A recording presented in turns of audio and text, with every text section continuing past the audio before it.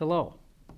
Thank you for finally getting here. You're late. I suggest you take a seat and pull out your legal pad because we have a lot of topics to cover. My name is Brendan Cody, and I am host of Think Like an Attorney. Today's podcast is designated to give you the best tips we can for the first year, second, and even third year law student. First, I'd like to start off with a little joke.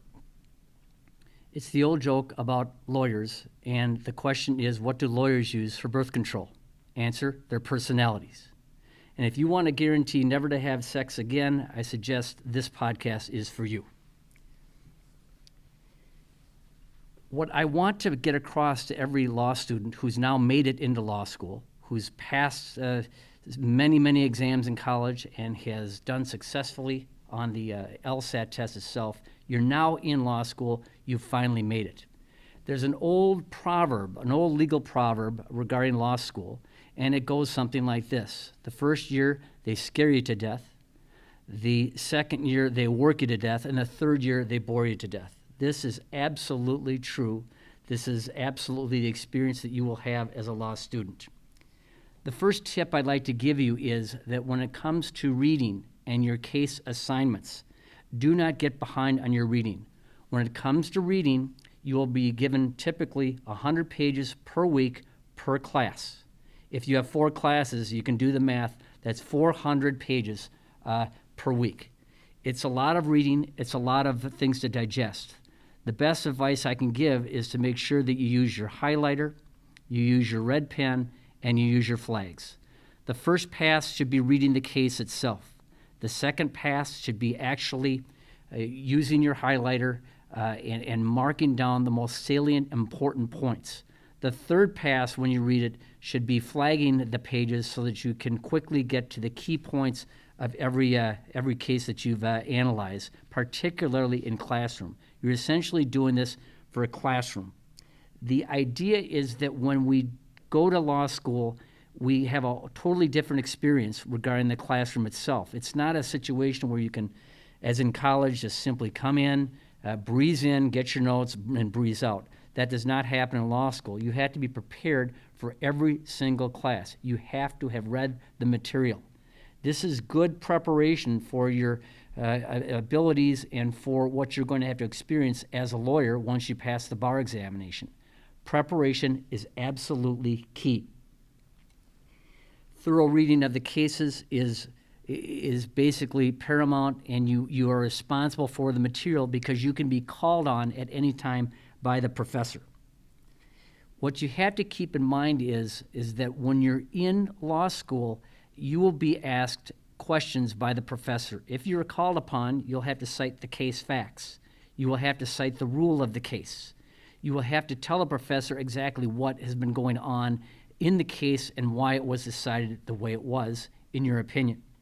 So being conversant with the facts of each case, which is basically the case method, where the professor will ask you to cite that case and know it backward and forwards.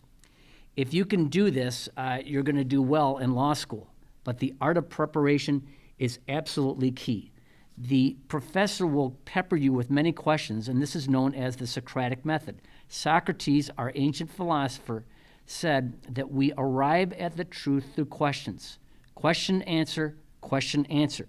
You're going to have to be well aware that you will be put into a corner with many questions. It won't be just the case facts of that particular case that you read and that you know backward and forwards. The professor will then change those particular facts and give you hypothetical facts, probing your mind with question after question, changing things and changing the circumstances, and you still must be able to answer questions. It's called thinking on your feet.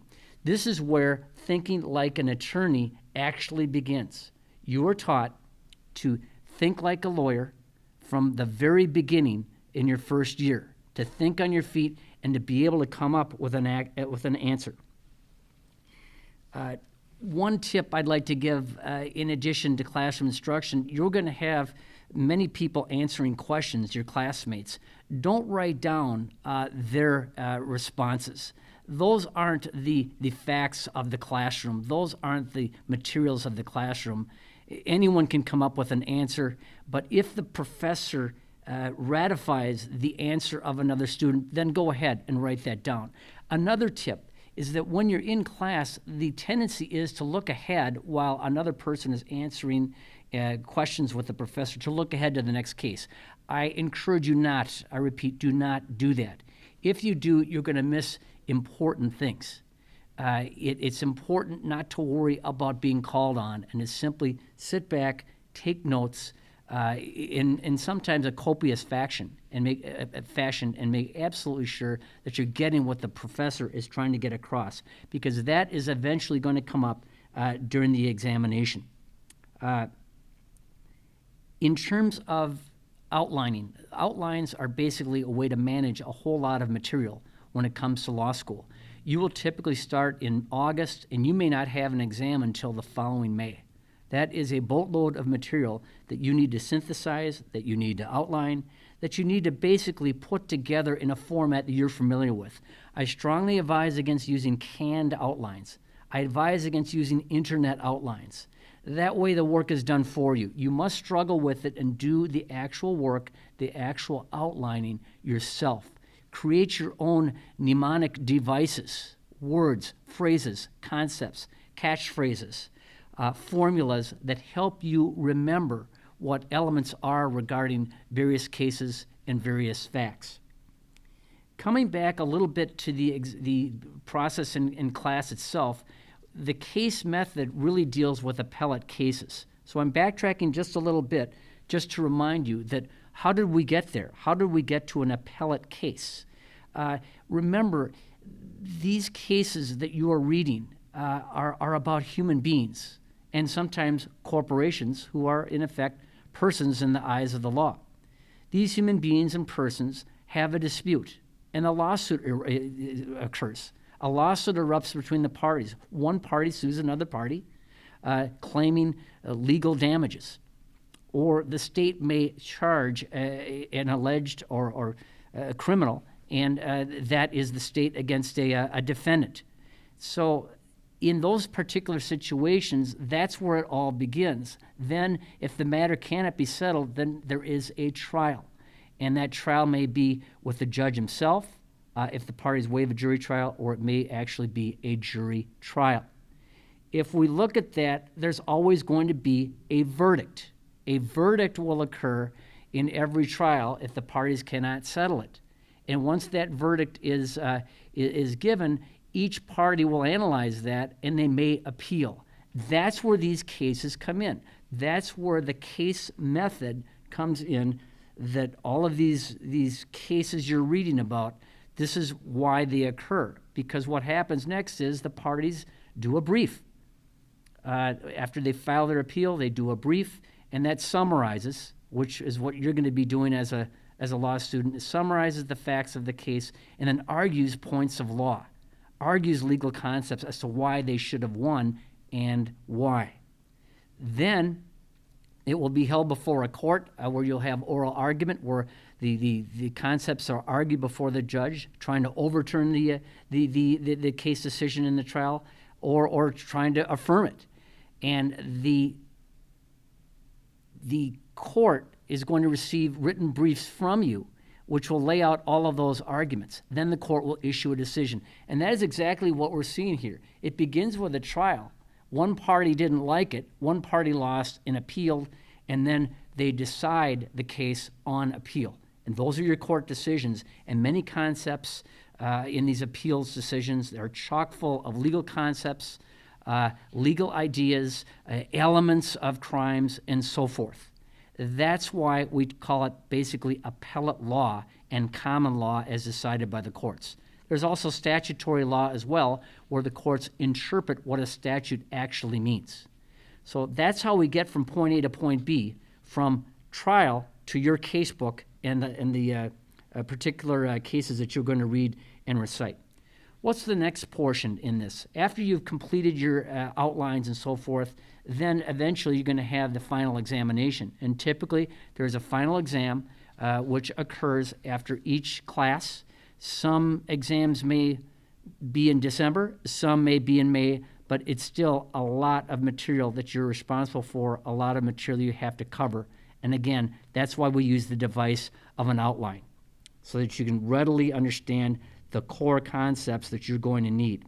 What happens in an exam? Typically, they're essay questions. They are story problems, not unlike in grade school or in high school. A story problem sets out a set number of facts with parties, plaintiff versus defendant, and how we got there and what their claims are. It may even be a client that you mythically have to advise on the law.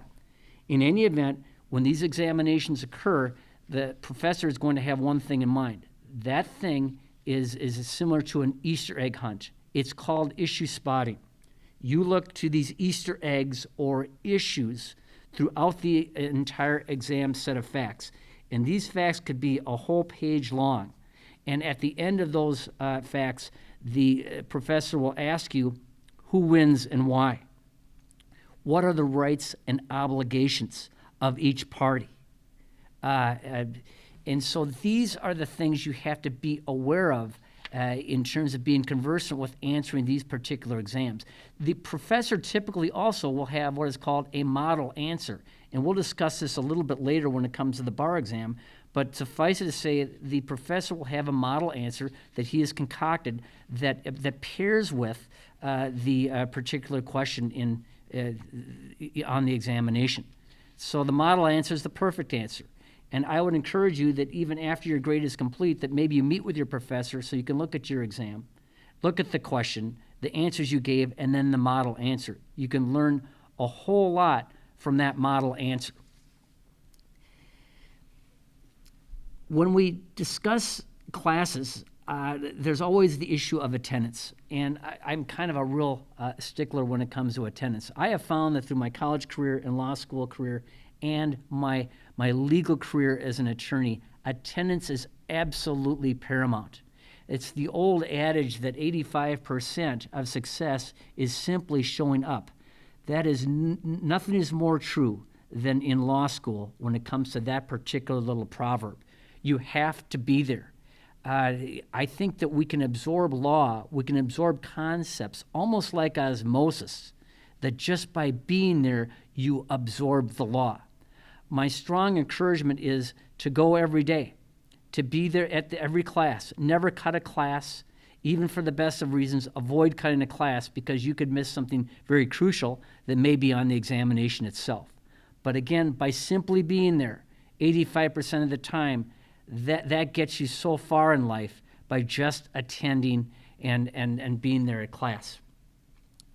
So we've covered strict attendance. We've covered a number of things, but one thing that they may not tell you in law school that I want you to be aware of right now, when we talk about law school, there is an end game. And people ask me, well, what's the end game here? What's the mystery? The end game is licensure. That means that you obtain a license to practice law. How do we get from point A to point B? To begin with, we start with law school, but at the end, after you graduate, you will take the bar exam for whatever state you are attempting to become licensed in and practice as a lawyer. We have 50 states. Each state has a different bar examination with different requirements. What I want to tell you is it's important sometimes that we start at the end, not the beginning. Well, what do I mean by that? I mean that we start at the end. You should go to the website your very first year, and maybe every year remind yourself once a year the website for the state bar examiner for your state.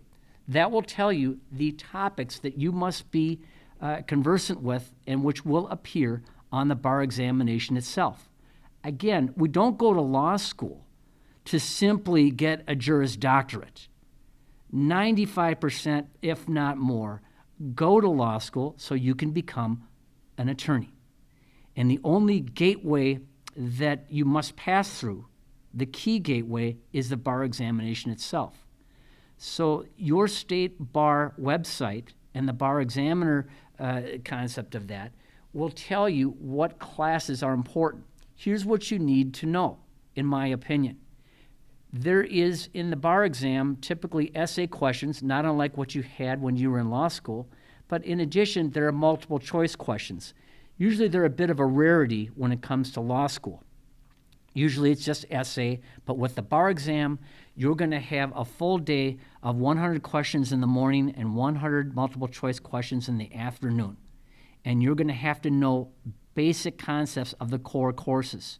And here's my best advice. If you forgot anything or today, don't forget this. When it comes to the bar exam, half of your grade is the multi-state. The multiple choice examinations cover the following subjects: criminal law and criminal procedure, contract law and sales, real property, constitutional law, powers and liberties, civil procedure, torts, and evidence. I strongly encourage you to take these particular courses. Make sure that you take all of these courses if you can in order to better be conversant with the concepts, because that is going to be 50% of your grade. Of course, there will be other classes that you will take. I strongly recommend trial advocacy courses and courses that make you, in law school, think on your feet. Every chance you get, you want to be able to think on your feet. But when it comes to the bar exam, you're going to need to know those core courses. And there's one way that we look at to prepare for that bar examination. After all you've done, after all your graduation is complete, then you'll have a 60-day course, typically with a number of bar examination preparation courses. I have found that BAR/BRI, Barbary, is one of the finest courses out there. It teaches you and gears you for the bar exam itself. It gives you black letter law, not the gray letter law that the professors don't always give you. They don't always spoon feed it to you. Many times you walk out of that classroom lost in law school.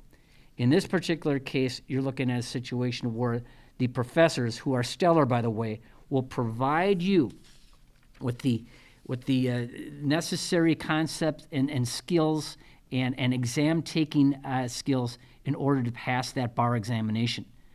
Your light bulb above your head is going to go on repeatedly during these bar preparation courses. They're actually just fantastic and really give you an edge, and they have a high rate, I think, of getting people to pass that bar examination. I think that's about what I have that I'd like to cover today, from law school all the way to the bar examination. What we're looking at here is a 3-year ordeal plus a bar examination prep course in order to help you and teach you to think like an attorney. And maybe I've been a bit tough on you in regard to this particular video, but remember, when it comes to toughness, you're going to have to deal with that with tough clients, tough law professors, nasty opposing lawyers who do anything to defeat your case, and hard-nosed judges. I think that if you make every attempt you can to get the most out of law school, that will change your thinking, it will toughen your thinking, and it will help you become an elite thinker. Because that is the real goal of thinking like an attorney. Only the elite can think like lawyers. And I congratulate you for getting into law school. I congratulate you for working through your first year of law school. And I think it's going to be well worth the effort to walk tall among the elite thinkers in law. I think that's basically all we have for today. I hope you enjoyed this particular podcast. I hope it's been helpful. I hope you'll feel it in your heart to like this particular video. I'm not asking you to like me. I'm simply asking you to like the content of this particular video. In addition, if you're willing to share this, we'd like to have you do that as well, and also to subscribe. Once again, thank you for watching, and we'll see you next time. We'll see you in court.